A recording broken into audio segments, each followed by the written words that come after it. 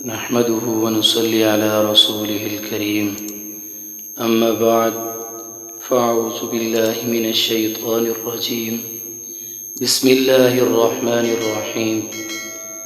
میرے واجب الاحترام معزز سامعین گرامی، آج کا ہمارا درس بہت ہی ضروری اور ہماری زندگی کے متعلق ہے۔ اطاعت الہی اور ہمارا نصب العین، جس کے بارے میں رسول اکرم صلی اللہ علیہ وسلم نے فرمایا، میں نے تمہارے پاس 2 چیزیں چھوڑی ہیں، جب تک ان کو مضبوطی سے پکڑے رہو گے گمراہ نہیں ہوں گے۔ ایک کتاب اللہ اور سنت رسول اللہ صلی اللہ علیہ وسلم۔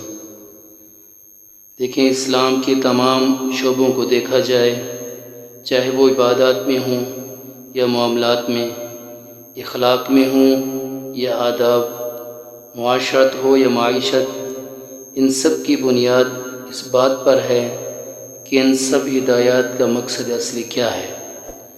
لفظ مقصد اور نصب العین تھوڑا سا فرق ہے۔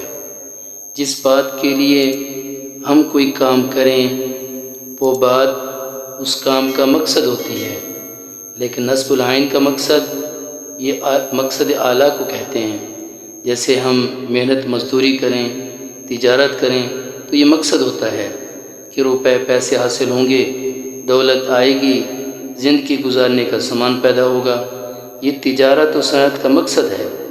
لیکن اس کا مقصد اعلیٰ یہ ہے کہ اللہ تعالیٰ کے احکام کو پورا کرتے ہوئے ہم روزی کمائیں، پھر اپنے بیوی بچوں پر، اپنے والدین پر، اپنے بہن بھائیوں کے اخراجات کو پورا کریں، رشتہ داروں، غرباء اور مساکین کا خیال رکھیں، کیونکہ ان تمام باتوں کا اللہ تعالیٰ نے حکم دیا ہے کہ یہ تجارت کا مقصد اعلیٰ ہے، جسے نصب العین کہتے ہیں۔ اگر مکمل طور پر اسلامی تعلیمات کا مطالعہ کیا جائے تو معلوم ہوتا ہے کہ ایک انسان کا نصب العین صرف اور صرف اطاعت الہی ہے۔ اسی بات کو اللہ تعالیٰ نے فرمایا، وَمَا خَلَقْتُ الْجِنَّ وَالْإِنسَ إِلَّا لِيَعْبُدُونَ۔ اگر بے مقصد زندگی گزاری جائے تو پھر یہ انسان انسانیت کے دائرے سے بالکل باہر نکل جاتا ہے۔ جبکہ ایک بے شعور بچہ بھی ماں کی گود میں بے مقصد نہیں روتا، یا اسے بھوک لگتی ہے یا اسے کوئی تکلیف پہنچتی ہے، تو پھر ایک عقل مند انسان بے مقصد زندگی گزارنے کا تصور ہی نہیں کر سکتا۔ اللہ تعالیٰ نے قرآن حکیم میں اسی بات کو سوالیہ انداز میں خود انسان سے پوچھا، افحسبتم انما خلقناکم عبثا، کیا تم سمجھتے ہو کہ ہم نے تمہیں یوں ہی بیکار پیدا کیا؟ یہ اللہ رب العزت کا حکیمانہ انداز ہے کہ خدا انسان کو اس بات پر غور و فکر کے قائل کروا رہا ہے کہ تمہارا کوئی نصب العین ہونا چاہیے۔ اگر انسان کا نصب العین نہ ہو تو پھر نیک آدمی کو کس طرح نیکی پر آمادہ کیا جا سکے گا، اور برے شخص کو برائی سے کس طرح روکا جا سکے گا؟ اسی لیے نیک کام کی خواہش اور برے کام سے پرہیز تب ہی ممکن ہے جب کوئی نصب العین ہوگا۔ ارشاد باری تعالیٰ ہے، افنجعل الذین آمنوا وعملوا الصالحات کالمفسدین فی الارض ام نجعل المتقین کالفجار۔ کیا ہم نیک کام کرنے والے مومنین کو ان لوگوں کی طرح رکھیں گے جنہوں نے زمین میں فساد پھیلایا؟ کیا ہم پرہیزگاروں کو بدکاروں کی طرح رکھیں گے؟ جب سے دنیا وجود میں آئی ہے اس وقت سے آج تک پوری انسانیت کا نصب العین صرف اور صرف ایک ہی چیز ہے، اور اس کی سب سے بڑی دلیل یہ ہے کہ حضرت آدم علیہ السلام سے لے کر رسول اکرم صلی اللہ علیہ وسلم تک تمام انبیاء کا نصب العین صرف ایک ہی تھا، اور ایک ہی خدا کی عبادت کرو۔ اللہ تعالیٰ کی اطاعت صرف اسی صورت میں ممکن ہے جب اس ارشاد نبی کو ذہن میں رکھا جائے۔ فرمایا، میں نے تمہارے پاس 2 چیزیں چھوڑی ہیں، جب تک تم ان کو مضبوطی سے پکڑے رہو گے گمراہ نہیں ہوں گے۔ ان میں سے ایک کتاب اللہ اور دوسری سنت رسول اللہ۔ بخاری شریف میں ایک حدیث ہے، تو اس میں ایک صحابی رسول کا واقعہ ہے۔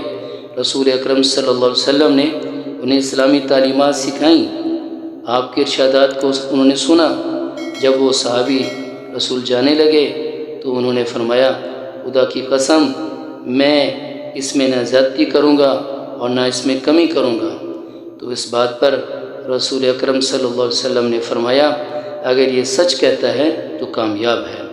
معلوم ہوا کہ اطاعت الہی صرف ممکن ہی اسی وقت ہے جب ان دونوں راستوں کو مضبوطی سے تھامے رکھیں گے، کیونکہ یہی نصب العین فلاح و کامیابی کا راستہ ہے۔